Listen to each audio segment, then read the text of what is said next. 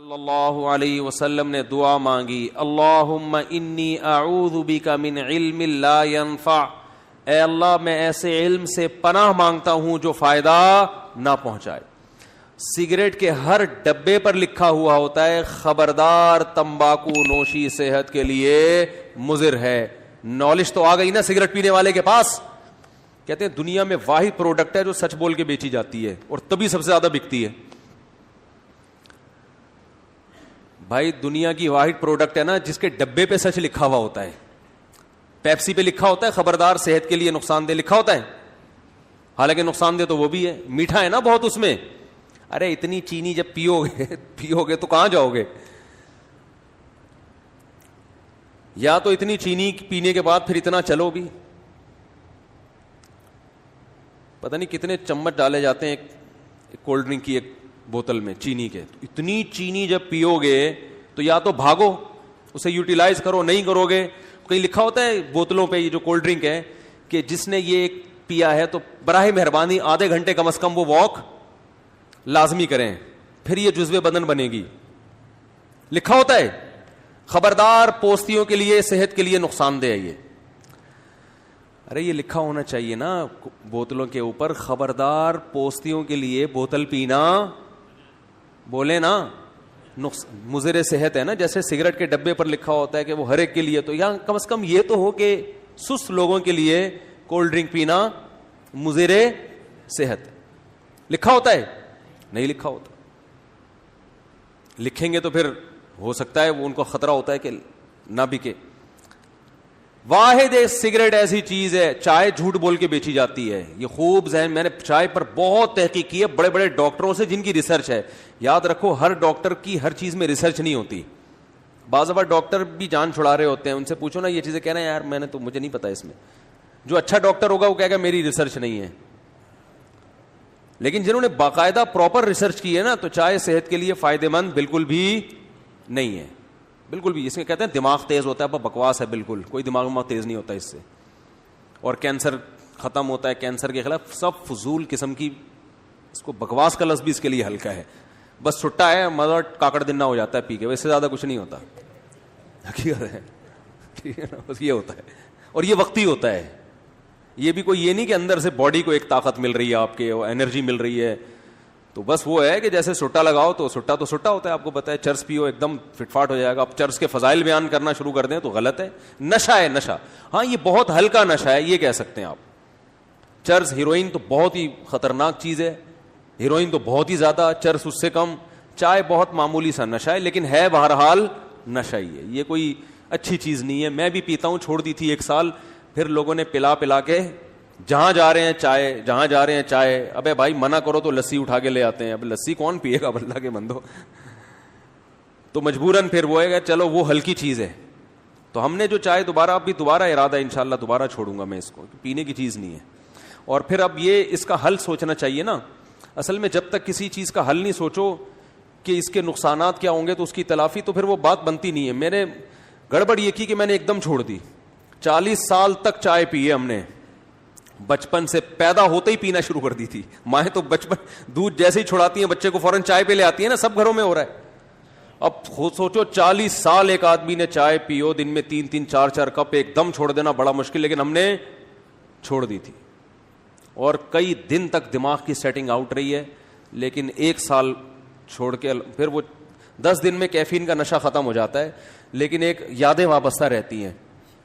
Caffeine کا نشہ ماہرین کہتے ہیں اس میں کمی بیشی بھی ہو سکتی ہے, 10 دن تک رہتا ہے, بہت زیادہ 10 دن آپ پریشان ہو گئے, اس کے بعد فٹ فاٹ ہو جاؤ گے. لیکن وہ رہے گا, ایک ٹھڑک رہے گی. کسی کو چائے پیتا ہوا دیکھ کے دل چاہے گا لے لوں, یہ ٹھڑک باقی رہتی ہے. 3-4 مہینے میں یہ ٹھڑک بھی کیا ہو جاتی ہے, ختم. اور 1 سال میں تو بالکل ختم ہو گئی تھی, بڑا مجاہدہ کیا. لیکن وہی ہے, یہ میں آپ کو جلدی بتا دوں تاکہ جو چھوڑنا چاہتے ہیں نا تو وہ اس پر عمل کریں, یہ چھوڑیں, اس کا نقصان ہے آپ کو. میں نے چائے جب چھوڑی تھی تو مجھے سب سے بڑا فائدہ ہوا تھا, مزاج میں ٹھنڈک پیدا ہو گئی. جو تھوڑا بہت جذباتی پن تھا وہ کیا ہو گیا. ابھی تو ٹھنڈے مزاج کی ضرورت ہے, اور جس کے 3-4 گھر ہوں اس کو تو بہت ٹھنڈے رہنے کی ضرورت ہے نا. وہ تو ورنہ وہ ادھر جائے گا, ادھر پھڈا, ادھر جائے گا, ادھر پاگل ہو جائے گا. تو چائے چھوڑنے کا سب سے بڑا فائدہ یہ ہوا تھا کہ دماغ کو سکون ملا ہے. کیونکہ نشہ ہے نا, نشے سے وقتی فائدہ ہوتا ہے, ورنہ انسان ڈپریشن میں جاتا ہے. تو بہت دماغ میں ایک یعنی بہت سی باتوں پہ پہلے غصہ آتا تھا, وہ غصہ آنا ختم. اب ٹھنڈے دماغ سے آدمی فیصلہ کرتا ہے, میدا صحیح ہو جاتا ہے. چائے پیٹ کا بیڑا غرق کرتی ہے, میدا پہ بہت اچھا اثر پڑا تھا. یہ 2 فائدے تو فوراً ہوئے تھے. خیر, تو میں جلدی سے وہ بتا دوں, پھر بیان کی طرف آتا ہوں. اب یہ ہوتا یہ ہے کہ ہمارے ہاں جب بھی کوئی ملنے آ رہا ہے, کسی سے ملنے جاؤ تو وہ کیا پیش کرے گا؟ چائے. اب میں نہیں پیتا تھا, میں نے کہا نہیں پینا, تو اس کو ایک الگ ٹینشن کہ اب ان کے لیے کیا بناؤ. وہ بھائی کچھ بھی نہیں بناؤ, آؤ بیٹھو گپ شپ لگاؤ. یہ ضروری ہے کہ جب بھی کوئی آئے تو ٹھوسنا ہی ہے اس کے منہ میں لازمی؟ یہ کون سا کلچر ہے بھائی؟ کھانے کا وقت ہے تو چلو کھانا کھلا دو, نہیں ہے تو بس ٹھیک ہے بیٹھو آرام سے. ہمارے کلچر بن چکا ہے کہ ہر وقت جگالی کی طرح منہ چلنا چاہیے. بکریاں جگالی کر رہی ہوتی ہیں نا, یا تو کھا رہی ہوں گی یا اس کھائے ہوئے کو ہضم کر رہی ہوگی. کبھی گائے بکری کو دیکھا تمیز سے بیٹھے ہوئے؟ بکری تو میں نے دیکھی ہے, بکری کو جیسے ہی کھڑا کرو گے بس منہ مارنا شروع کرے گی, کھاتی رہے گی, یہ کھائے گی. چلو اب رات کو آرام سے بیٹھ کے سو جاؤ, نہ اب منہ گھمانا شروع کرے گی, جگالی. تو آج بھی انسان کا یہی حال ہے, ہر وقت اس کو کیا چاہیے؟ زبان کا ذائقہ. تبھی تو چائے کا ایک نقصان یہ ہوتا ہے, روزہ نہیں رکھ سکتا آدمی. یہ بڑا نقصان ہے. جو لوگ نشے کے عادی ہوتے ہیں, چائے, نسوار, پان, گٹکا, روزہ بہت ٹف ہوتا ہے ان پہ. روزہ رکھنا بڑا مشکل ہوتا ہے, کیونکہ ان کو پھر وہ مخصوص ٹائم پہ چائے چاہیے, نہیں چاہیے تو روزہ کھلتا ہے. تو چائے چھوڑنے کا بڑا فائدہ یہ ہوا تھا مجھے کہ روزے دڑا دڑ بڑے آسان ہو گئے تھے.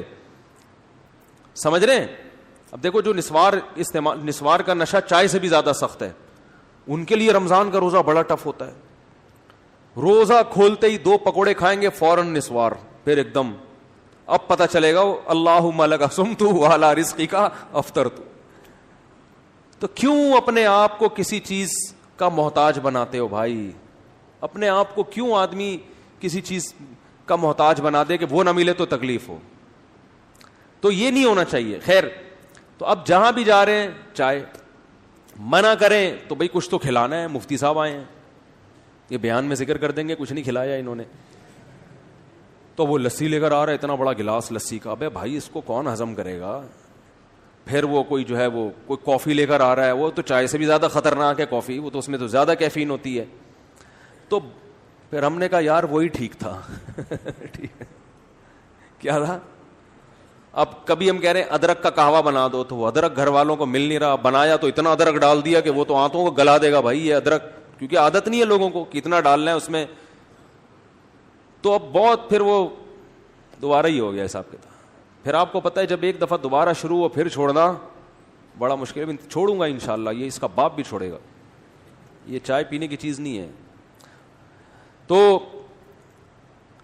اب چھوڑنے کا ایک طریقہ یہ ہے کہ آپ اس کا آلٹرنیٹ یہ تلاش کریں کہ اب لوگوں سے تو ملاقات تو ہوتی ہے, کچھ نہ کچھ تو وہ کھلائیں گے ہی, تو اپنے کھانے کی چیز اپنے ساتھ لے کے جائیں.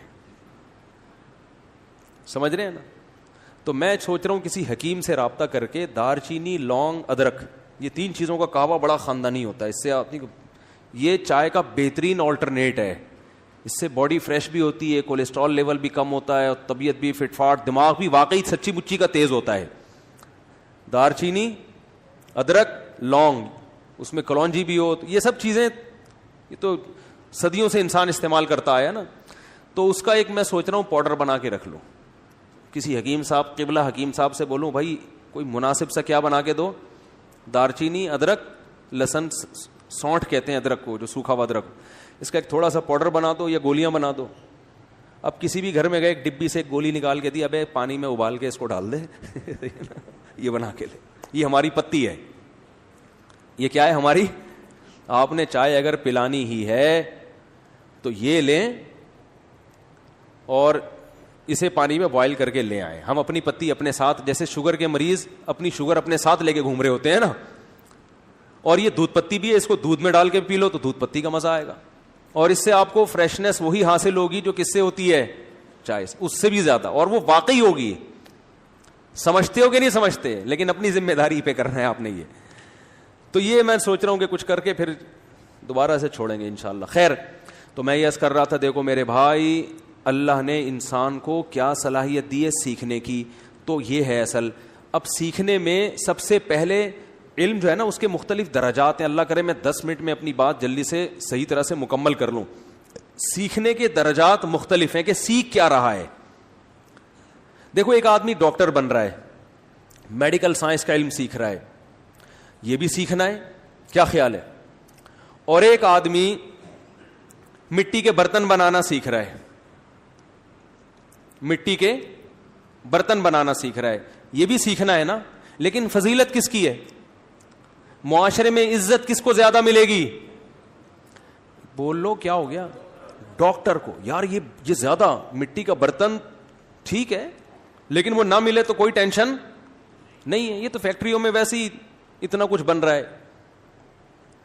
اور وہ بھی سیکھنا پڑتا ہے. میں اور آپ مٹی کے برتن نہیں بنا سکتے, لیکن میڈیکل سائنس کی فضیلت بولو زیادہ ہے. کیونکہ بھائی یہ ایسا علم ہے جس سے انسان کو حیات اور زندگی ملتی ہے. تبھی لوگ ڈاکٹروں کی عزت ایک کمار سے زیادہ کرتے ہیں. کمار جو مٹی کے گھروندے بناتے ہیں, اور پیسہ بھی ان کو زیادہ ملتا ہے ڈاکٹروں کو. تو یاد رکھیں انسان کی فضیلت سیکھنے. اچھا, سیکھنے میں کچھ چیزیں ایسی ہوتی ہیں جن کا سیکھنا فضیلت نہیں ہے, بلکہ وہ اور آپ چرس بنانے کا طریقہ سیکھ رہے ہیں. بولو نا یار, یہ بھی تو سیکھنا ہی ہے نا. تو اس سیکھنے کی وجہ سے انسان کو فضیلت ملے گی؟